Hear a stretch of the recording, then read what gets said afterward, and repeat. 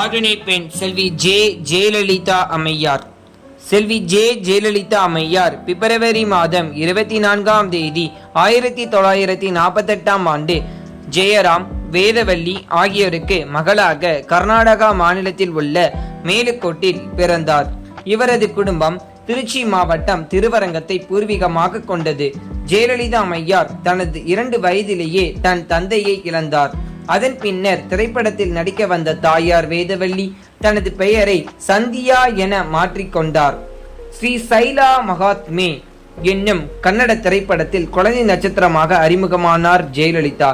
பரதநாட்டியம், மோகினியாட்டம் முதலிய நடனக்கலையில் தேர்ச்சி பெற்றவர். திரைத்துறையில் நடிக்க விரும்பியதால் கல்லூரி படிப்பை கைவிட்டார். இவர் 1965ஆம் ஆண்டு ஸ்ரீதரின் வெண்ணிற ஆடை என்ற திரைப்படத்தின் மூலமாக தமிழகத்தில் அறிமுகமானார். அம்மு என்று செல்லமாக அழைக்கப்பட்ட ஜெயலலிதா தமிழ், தெலுங்கு, கன்னடம், இந்தி, மலையாளம், ஆங்கிலம் ஆகிய மொழிகளில் புலமை பெற்றவர். திறம்பட பல திரைப்படங்களில் நடித்தமையால் கலைச்செல்வி என்ற பட்டத்தை பெற்றார். தன் நடிப்பின் மூலம் மக்களை கவர்ந்தவர். முன்னாள் முதலமைச்சர் ராமச்சந்திரனுடன் இவர் நடித்த திரைப்படங்கள் வெகுவாக பாராட்ட பெற்றது. 100க்கும் மேற்பட்ட திரைப்படங்களை நடித்து புகழடைந்தவர். செல்வி ஜெயலலிதா 1982ஆம் ஆண்டு முன்னாள் முதலமைச்சர் ராமச்சந்திரன் முன்னிலையில் அனைத்திந்திய அண்ணா திராவிட முன்னேற்ற கழகத்தில் இணைந்தார். இவருக்கு கொள்கை பரப்பு செயலாளர் பதவி 1 ஆண்டு கழித்த பின்னே வழங்கப்பட்டது. அறிஞர் அண்ணா அமர்ந்த அதே 185வது இருக்கையில் அம்மையாரும் நாடாளுமன்ற மாநிலங்களவையில் அமர்ந்தார். கட்சி பணியில் தீவிரமாக தொடர்ந்து செயல்பட்டு புரட்சி தலைவரின் நம்பிக்கைக்குரிய தொண்டராக உருவானார். முதலமைச்சர் ராமச்சந்திரனின் மறைவுக்கு பிறகு அதிமுக 2 அணிகளாக பிரிந்தன. 1989ஆம் ஆண்டு நடைபெற்ற தேர்தல் மூலம் தன் திறமையை மெய்ப்பித்து கட்சியை ஒருங்கிணைத்தார். அத்தேர்தல் மூலம் எதிர்க்கட்சி தலைவராகவும் அக்கட்சியின் பொதுச் செயலாளராகவும் உதயமானார். அதைத் தொடர்ந்து பல்வேறு அரசியல் சவால்களை எதிர்கொண்டு 6 முறை முதலமைச்சராக பதவியேற்றவர். ஜெயலலிதா அம்மையார் கச்சத்தீவை மீட்பதற்காக சட்டப்பூர்வமாக போராடியவர்.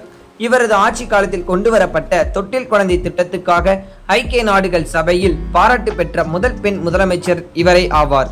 மகளிருக்கு எதிரான குற்றங்களை எளிதாக கையாளும் விதமாக அனைத்து மகளிர் காவல் நிலையத்தை தமிழகம் முழுவதும் தம் ஆட்சியில் கொண்டு வந்தார். தன்னுடைய அரசால் செய்யப்படும் எந்த ஒரு திட்டத்திலும் இலவசம் என்ற வார்த்தையை பயன்படுத்துவதை அறவே தவிர்த்தார்.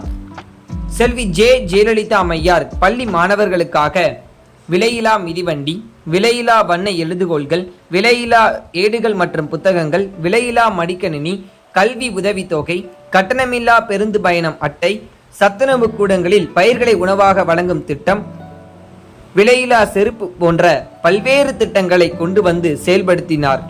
அம்மா உணவகம், அம்மா மருந்தகம், அம்மா குடிநீர், அம்மா தாய்மார்கள் பாலூட்டும் அறை, பசுமை வீடு திட்டம், பொங்கல் பரிசு தொகுப்பு, 100 யூனிட் கட்டணமில்லா மின்சாரம் வழங்கும் திட்டம், தாலிக்கு தங்கம் வழங்கும் திட்டம், விலையில்லா மின்விசிறி, கிரைண்டர் மற்றும் மிக்சி வழங்கும் திட்டம் என பல திட்டங்களை செயல்படுத்தி வெற்றி கண்டார்.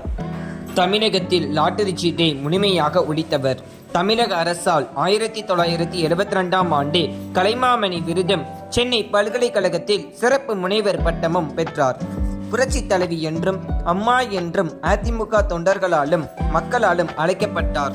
திராவிட முன்னேற்ற கழகத்தால் சமூக நீதி காத்த வீராங்கனை என்று அழைக்கப்பட்டதால் எதிரிகளிடமும் பாராட்டு பெற்ற தலைவியாக உயர்ந்தார்.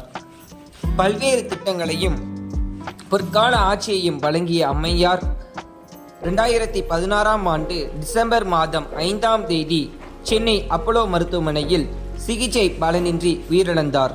அவர் மறைந்தாலும் மக்களின் மனதில் அம்மா என்ற உறவாக என்றும் வாழ்வார்.